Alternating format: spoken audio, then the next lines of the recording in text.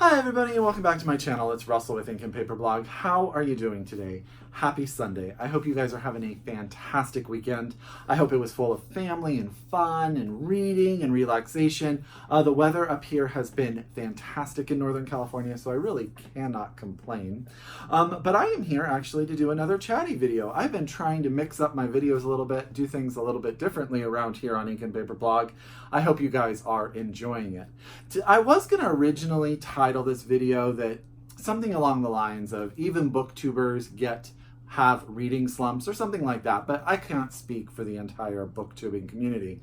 So what I thought I would do is I would share with you my top 5 tips regarding reading slumps, because to be honest with you, until just about yesterday, I was in one heck of a reading slump. I could not get myself to sort of focus on any books and get myself through any books, and I was really struggling. It had been weeks since I had finished a book, and I really had to come together and sort of talk to myself about the fact that I was in a slump and that was okay, and what was I going to do about it. So I thought I would share with you, really I'm rearranging myself here a little bit, my top 5 tips when it comes to being in a reading slump. My number 1 tip is don't be too hard on yourself, because I know as readers, sometimes when we're not reading, we feel like something is wrong.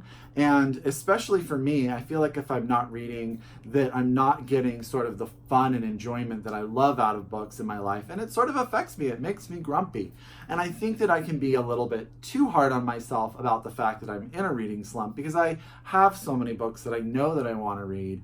And I think that that is important. We all go through them. We all have days. We all have weeks. Some people have months and years where they just cannot read. And I think that that is absolutely 100% okay. So, first rule of thumb is do not be too hard on yourself. My second rule of thumb is don't be afraid to give up on a book. Just because you're giving up on it doesn't mean you won't go back to it later, but sometimes you're reading a book that you absolutely know you should be loving, that it has all of those key factors, and it's just not doing it for you. It is perfectly okay to put that book down. You may need to put down 3, 4, 5 books, sometimes even more, in order to get to a book that's going to break you for your slump. Be okay with that. I know it took me a long time to put books down, but I think if you let yourself stick with a book that you're just not getting through at that time, you're only going to really prolong the slump, and you may resent a book that you actually really would like if you read it at a different time. So my number 2 rule is put the book down. If it's not getting you out of the slump, put the book down, try something different, and go on from there. You can always come back to a book, right? It's going to be there. Rule number 3 is be willing to go off book. What do I mean there? Sometimes we need to just watch some television, we need to take some walks, we need to spend some time with friends. Sometimes it's okay not to try to read. I find that when I talk to people like myself who read constantly, that our answer for a reading slump is just to go, book, book, book, book. Sometimes you just need to watch bad TV. Sometimes you need to watch a good movie. Sometimes you need to watch a movie that's inspired by a book that will then get you back into the idea of, oh, maybe I should read that book that movie was inspired by. Sometimes the answer to a reading slump is not a book. Sometimes it is that game on your phone that you are addicted to and you just need your mind to reset, and that is okay. The answer doesn't always have to be getting into a book. You can just reset your mind elsewhere. Rule number 4 is try different things. I have found 100% lately when I have had a small slump, my answer is to go to book types that I don't normally read. For me, that has been mysteries this year, or thrillers, and also fantasy or YA middle grade fiction. They are not what I normally read. I do read them. I absolutely love them when I do read them, but they're not sort of my go-to. So when I'm in a slump, I'm looking for something that's just going to suck me in and take me along on a story. And I find, for me, genre fiction can 100% do that.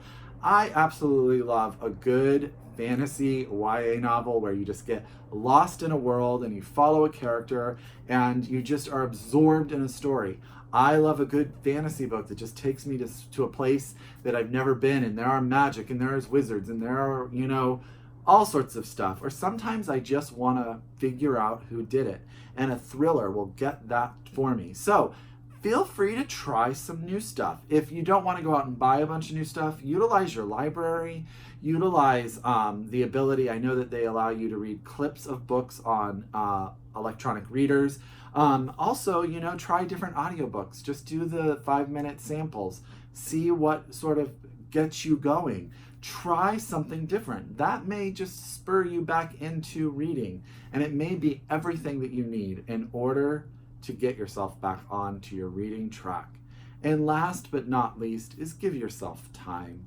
I think a reading slump can, for you, it could last any different duration. So sometimes I think we try to rush too hard and too fast, and then we start putting pressure on ourselves as readers in order to try to break the slump. And that's not going to help anyone. It may take you a week. It may take you 2 weeks. Right now, I'm sort of in the middle of week 3. It may take you a month. I know readers who have taken entire years off of reading, and then they come back and they are voracious readers once again.